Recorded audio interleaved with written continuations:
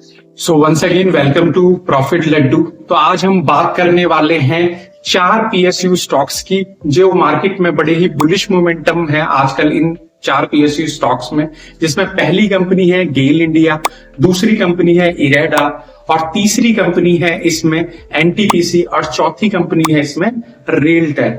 अगर हम पहली कंपनी की बात करें यानी कि गेल इंडिया की, तो गेल इंडिया का जो काम है वो इंटीग्रेटेड नेचुरल गैस के फील्ड में है और इसमें जो जैसे एलपीजी गैस होती है, लिक्विफाइड पेट्रोलियम गैस, उसकी प्रोसेसिंग में भी इसका वर्क होता है और पेट्रोकेमिकल्स के रख रखाव में भी इसका वर्क है।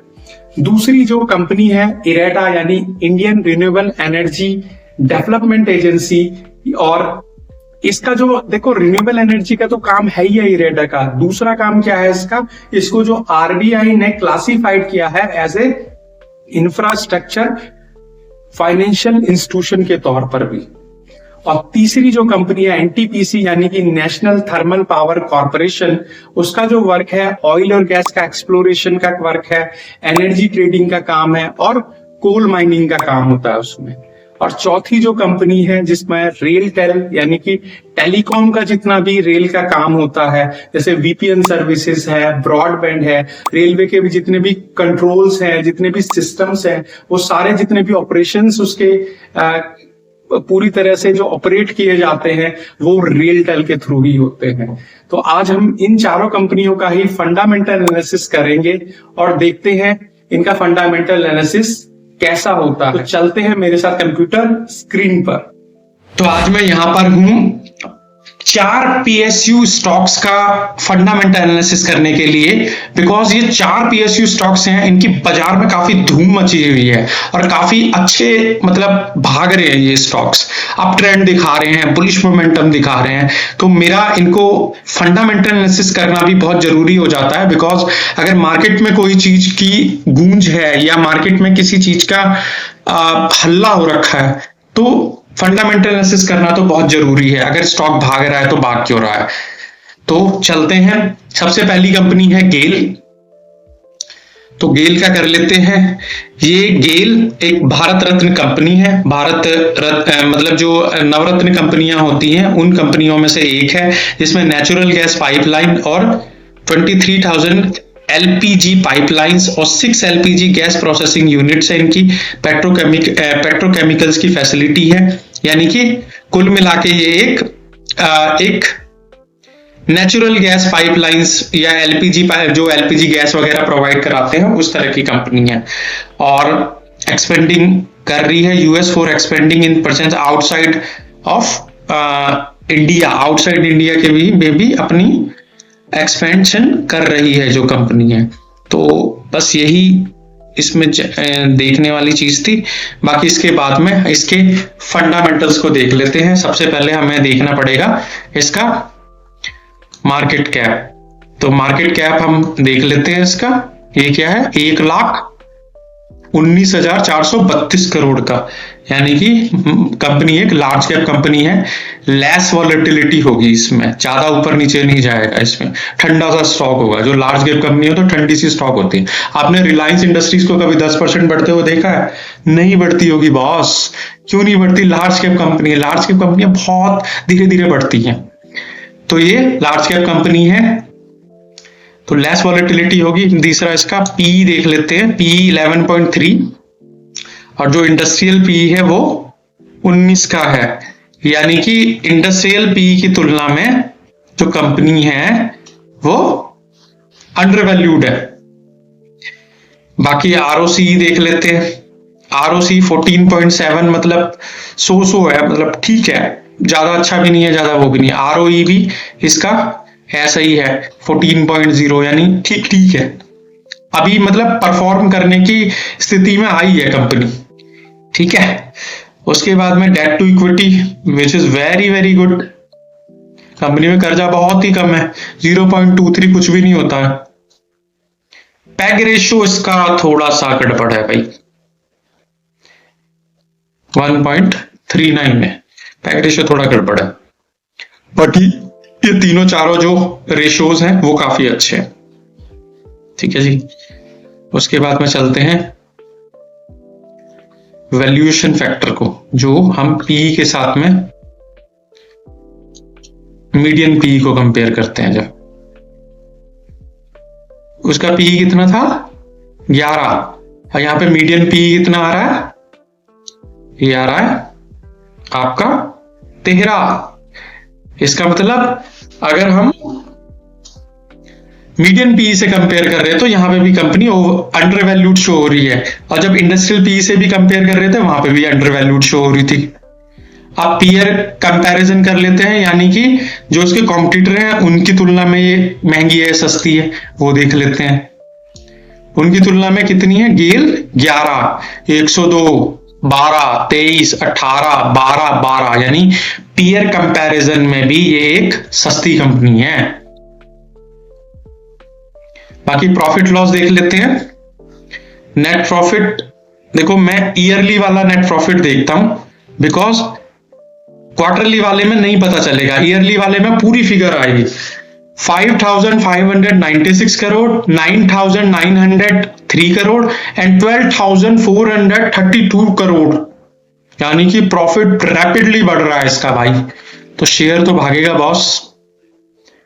देख लो आप, जो सामने लिखा हुआ है मैं वही बता रहा हूं आपको, जो इसकी बैलेंस शीट में है, जो प्रॉफिट लॉस स्टेटमेंट में है वो बता रहा हूं मैं आपको। मैं अपनी तरफ से कुछ नहीं बता रहा, मैं इसके वही वैल्यूएशन बता रहा हूं जो यहां पर लिखे हुए हैं, जिनकी वजह से कंपनी बढ़ रही है। कैगर देख लेते हैं। कैगर देखने वाली चीज होती है, एक साल के अंदर 4%, ठीक है, 3 साल के अंदर 23%। 23% भी बहुत अच्छा रिटर्न होता है मेरे हिसाब से,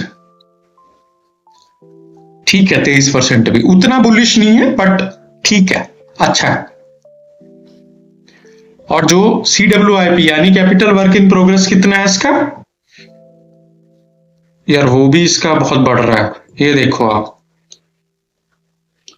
16,000 से 23,000, 23,000 से 26,000 करोड़। आप ये देखो 3,000 करोड़ का सीधा इसका कैपिटल वर्क इन प्रोग्रेस चल रहा है, तो कंपनी तो बढ़ेगी बॉस।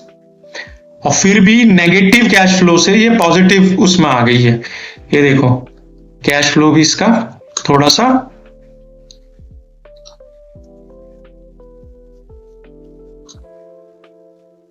पॉजिटिव हो गया है। ये देखो कैश फ्लो भी।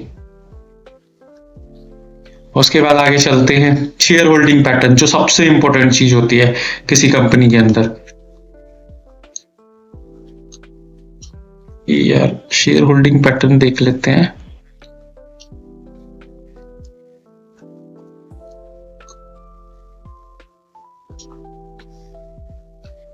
ये क्या है, प्रमोटर्स 51.90, 16% प्रमोटर्स, ठीक है, 50 से ऊपर ठीक होते हैं।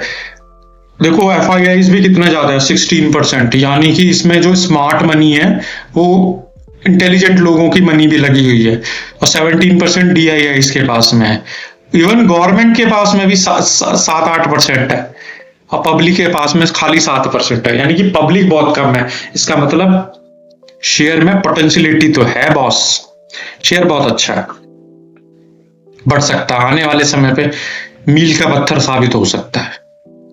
चाहे वो शेयर होल्डिंग पैटर्न हो, चाहे वो कैश फ्लो हो, चाहे वो बैलेंस शीट हो, चाहे वो कैगर हो। कैगर थोड़ा सा कम लगा मुझे, कम नहीं है मतलब ठीक है, एवरेज ईयर का 23% का अगर 3 साल के लिए रखेंगे, यानी लॉन्ग टर्म में कंपनी अच्छा परफॉर्म कर रही है। इवन प्रॉफिट वगैरह भी काफी अच्छा था इसका, नेट प्रॉफिट जो होता है। पीयर कंपैरिजन में भी अंडर वैल्यूड थी, मीडियन पीई में भी अंडर वैल्यूड थी, और जब इंडस्ट्रियल पीई के साथ में भी कंपेयर कर रहे थे वहां पे भी अंडर वैल्यूड थी। तो कुल मिलाकर कंपनी काफी अच्छी है। जबकि बस कैगर इसका कितना आया था, 23%, CAGR जो था इसका 23% था। अब चलते हैं हम अपनी अगली कंपनी की ओर, यानी जिसने बहुत धमाल मचा रखा है, इरेडा। इसके नाम के काफी चर्चे हैं, तो इसको भी कर लेते हैं थोड़ा सा analyse. IREDA Indian renewable energy development agency है, रिन्यूएबल एनर्जी में की कंपनी है, ठीक है जी। तो देखते हैं इसमें क्या है। रजिस्टर्ड, इसको रजिस्टर्ड किया गया ऐसे non deposit taking NBFC with the RBI के साथ में, ठीक है जी। फिर करते हैं इसका फंडामेंटल एनालिसिस। तो सबसे पहले इसका मार्केट कैप में 45,679 का मार्केट कैप है, यानी कि 20,000 करोड़ से ऊपर की क्या है ये लार्ज कैप कंपनी है, वोलेटिलिटी कम होगी। और दूसरी चीज, मैं इन्हीं स्टॉक का खाली फंडामेंटल एनालिसिस किस लिए कर रहा हूं, मैंने सेलेक्ट किए हैं ये क्योंकि ये बढ़ बहुत रहे हैं, इंक्रीमेंट बहुत अच्छा हो रहा है, बुलिश मोमेंटम बहुत है इनके अंदर। तो भाई बुलिश मोमेंटम है, कई लोग ऐसे ही ना खरीद ले इसे। सबसे पहले ये भी पता करना पड़ता है ना, स्टॉक भी तो अच्छा होना चाहिए ना, कहीं उसके फंडामेंटल्स मोबीक्विक वाले हुए या कोई और कंपनी वाले हुए तो फिर कैसे चलेगा। पता चला आपका पैसा ही फंस गया है जी। वो देख लेते हैं, फंडामेंटल एनालिसिस बहुत अच्छी चीज है। फिर स्टॉक का पी देख लेते हैं, 29 पॉइंट, ये है 29.8। और इंडस्ट्रियल पी भाई 20 का इंडस्ट्रियल पी है, 29 का ये है। अब आप ये देखो कि इंडस्ट्रियल पी से भी ज्यादा, इंडस्ट्री से भी ज्यादा ग्रोथ दे रही है कंपनी, यानी कंपनी में कुछ ना कुछ बात होनी चाहिए। फिर देखते हैं इसका आरओसी यार कुछ खास नहीं है कंपनी का। वैसे रिन्यूएबल एनर्जी पे गवर्नमेंट का फोकस बहुत ज्यादा है ना, इस वजह से भी बढ़ रही है। आरओसी भी कुछ खास नहीं है, और आरओई थोड़ा ठीक है, ठीक है, मतलब ज्यादा अच्छा नहीं है। आरओसी ऐसा ही है 9.39, ये ठीक नहीं है। और डेट टू इक्विटी बहुत ज्यादा है यार इसका, डेट टू इक्विटी यानी कि कर्जा बहुत ज्यादा है कंपनी के ऊपर।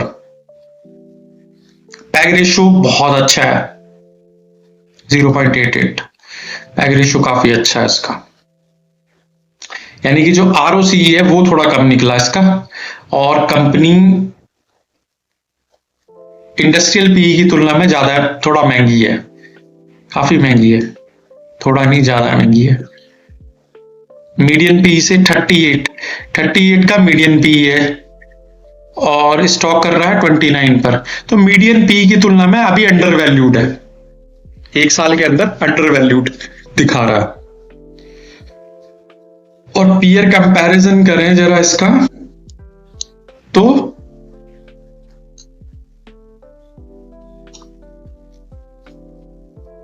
IRFC 26 का है, जो पावर फाइनेंस है वो इससे सस्ती है, REC इससे सस्ती है, ये इससे महंगी है। इंडियन रिन्यूएबल्स IFCI बहुत महंगी है, और ये काफी सस्ती है, tour finance corporation.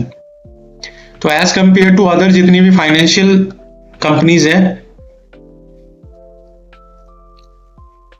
Indian renewable, अच्छा ये इंडियन रिन्यूएबल IRFC, ये IREDA था ना, ये 29 का है इसका पी, ये काफी महंगा है, इनके कंपैरिजन में काफी महंगी कंपनी है। तो पीयर कंपैरिजन में काफी महंगी है। मीडियम पी में अंडर वैल्यूड थी, लेकिन जो इंडस्ट्रियल पी के साथ में कंपेयर था उसमें काफी महंगी थी। प्रॉफिट लॉस देख लेते हैं भाई, प्रॉफिट बहुत हो रहा है, तभी भाग रहा है शेयर भाई, ऐसे ही नहीं भाग रहा, प्रॉफिट हो रहा है तभी तो भाग रहा है। ये देखो इसका प्रॉफिट देख लेते हैं,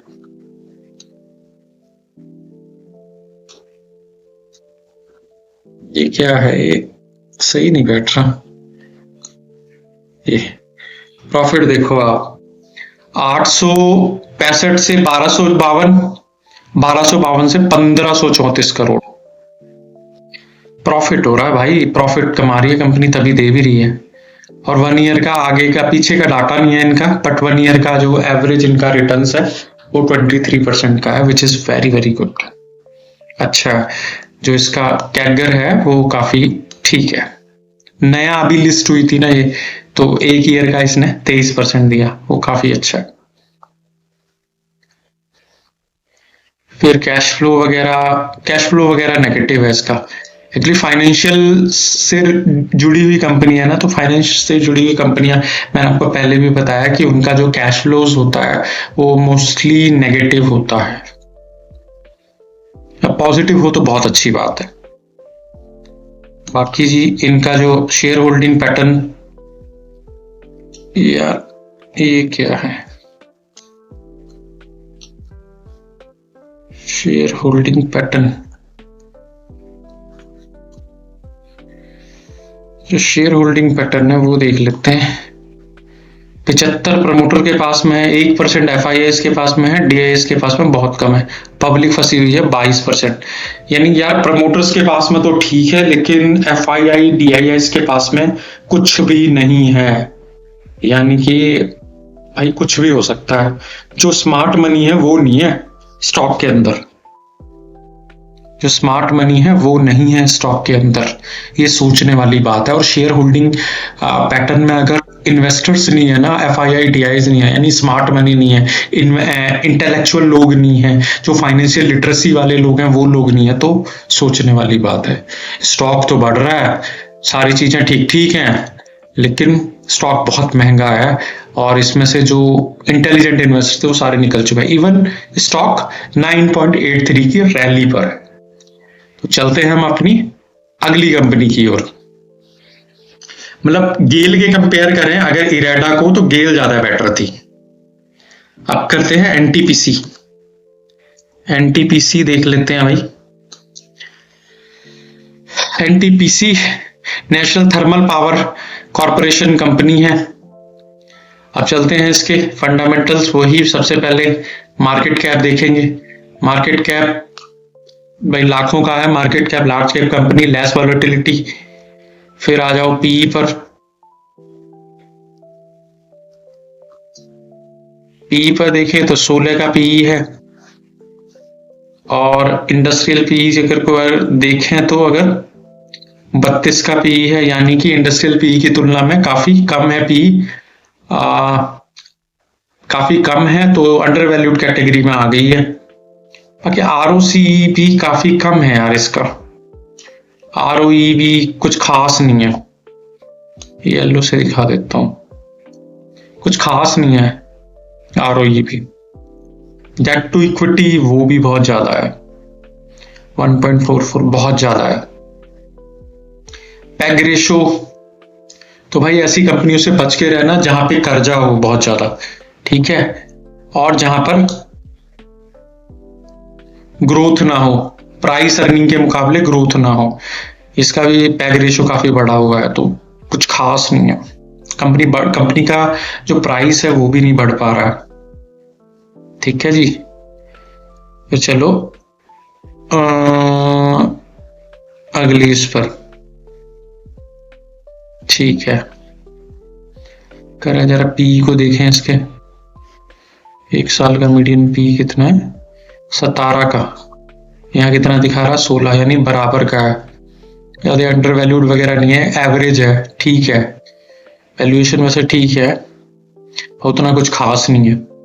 पीयर कंपैरिजन में देखें जरा इसको, NTPC 16 का दिखा रहा है, पीयर कंपैरिजन में सस्ता दिखा रहा है काफी। ये 17 का है, ये 15 का है, ये 103 का, 31 का, 53 का, 57 का, पीयर कंपैरिजन में सस्ता दिखा रहा है।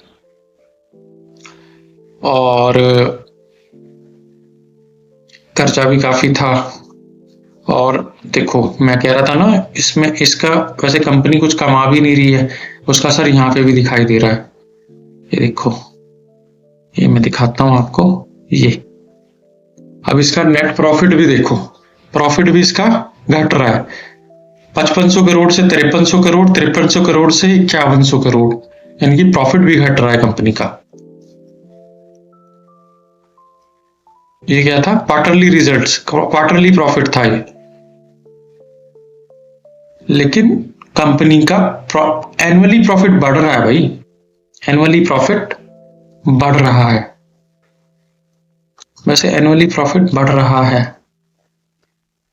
एनुअली प्रॉफिट बढ़ रहा है वैसे 2100 से 2200, कुछ मतलब 700 करोड़ बढ़ा है, वैसे कुछ खास नहीं है 700 करोड़ का जंप NTPC का।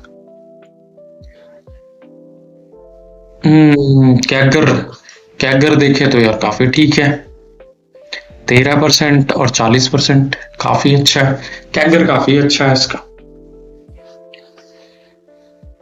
बट यार इन्होंने कर्जा बहुत लिया हुआ है, एक तो क्या है इसके अंदर, डेट बहुत है, और आरओई ठीक नहीं है इसका, और पैग रेशियो भी ठीक नहीं है।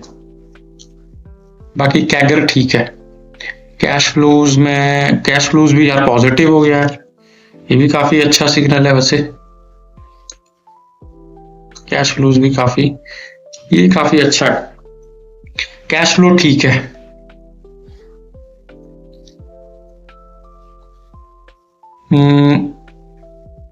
शेयर होल्डिंग पैटर्न में एक 51% है प्रमोटर्स, जो काफी अच्छा नंबर है। FIIs 18%, DIS 26%, गवर्नमेंट 0.8 और पब्लिक 4% है खाली। देखो यार, शेयर होल्डिंग पैटर्न से देखें तो स्मार्ट मनी इसके अंदर है, अच्छे इन्वेस्टर्स ने इन्वेस्ट किया है, तो स्टॉक में कुछ बात तो है। बट अगर रिटर्न्स के लेवल पे देखें, शेयर होल्डिंग पैटर्न बहुत अच्छा है, कैश फ्लो पॉजिटिव है, बहुत अच्छा है, बैलेंस शीट में प्रॉफिट जनरेट हो रहा है, ये भी बहुत अच्छा है। CWIP भी बढ़ा हुआ है इसका, यानी कैपिटल वर्क इन प्रोग्रेस जो होता है वो भी अच्छा है इसका, यानी 89 से 87 ये घटा और फिर 95 पे पहुंच गया सीधे, यानी कि अच्छा है। कैगर बहुत अच्छा है।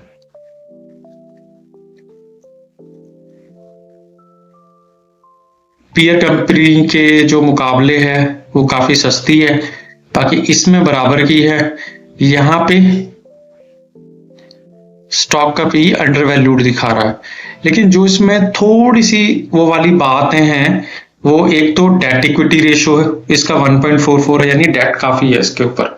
दूसरा पैग रेशियो जो 2.36 है, वो भी थोड़ा खतरनाक चीज है। और इसका ROE, ये तीन चीजें इसके क्रिटिकल फैक्टर है।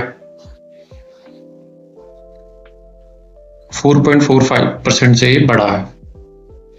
इतना यार कुछ डाउट है मुझे तो यार। देखो, अगर आपको कभी भी कोई भी इन्वेस्टिंग डिसीजन लेना है, कुछ देना है, तो हर चीज पैरामीटर ठीक ठीक होना चाहिए कंपनी का। ऐसा नहीं होना चाहिए कि दो चीजें सही हैं, तीन चीजें खराब हैं, तीन चीजें सही है, दो चीजें, जहां पर सारी चीजें थोड़ा सा एक रेंज में हो। तो चलते हैं हम अपनी अगली कंपनी की ओर, रेलटेल।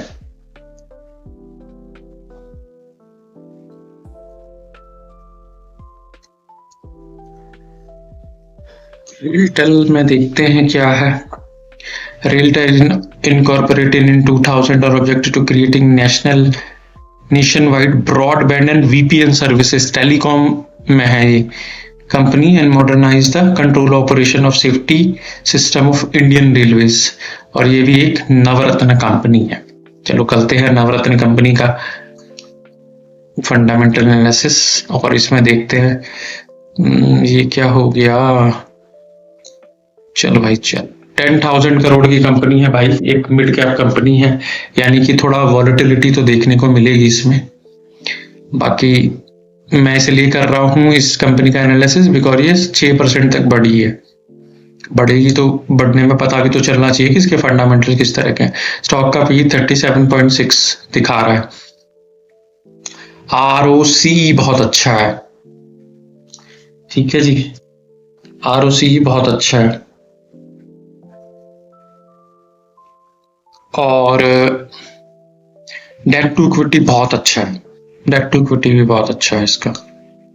ROC बहुत अच्छा, ये क्या दिखा दिया, मैं डेट टू इक्विटी देख रहा था, यहाँ CPM हो गया।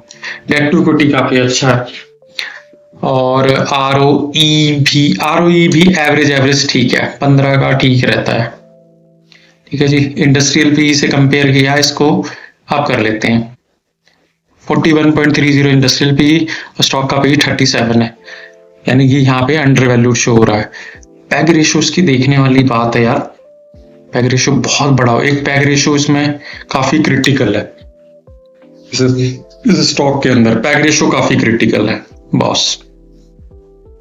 रेलटेल में पैग रेशियो काफी क्रिटिकल, एक क्रिटिकल चीज हो गई। अगर पी कंपैरिजन करें तो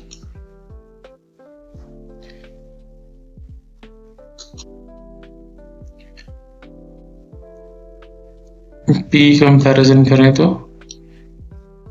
48 है पी, वहां कितना था 37 था, तो इसके पी मीडियन पी के साथ कंपेयर करके भी एक अंडर वैल्यूड कंपनी शो हो रही है। ठीक है, डेट फ्री कंपनी है। और अगर पीयर कंपैरिजन करें तो उसमें भी है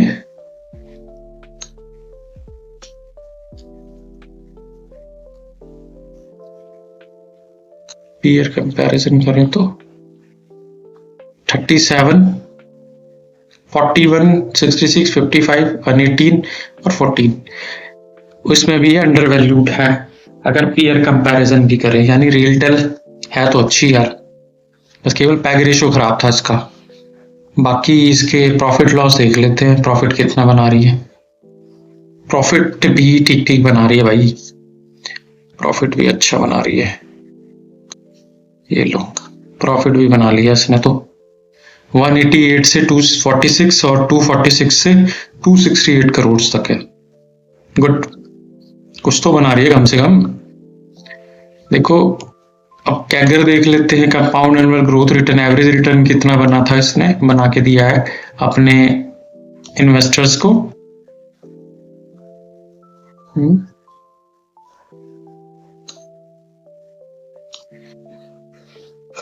एक साल का -9, चलो एक साल में तो कुछ नहीं पता चलता, कम से कम 2-3 साल के लिए होना चाहिए। वो 54% है, which is good.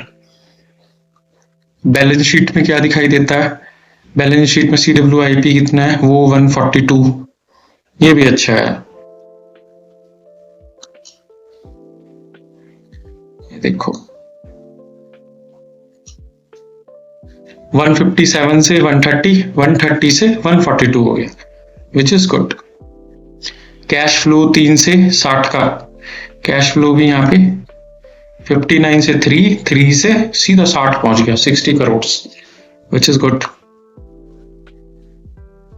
Share holding patterns देख लेते हैं, शेयर होल्डिंग पैटर्न्स भी काफी अच्छा है।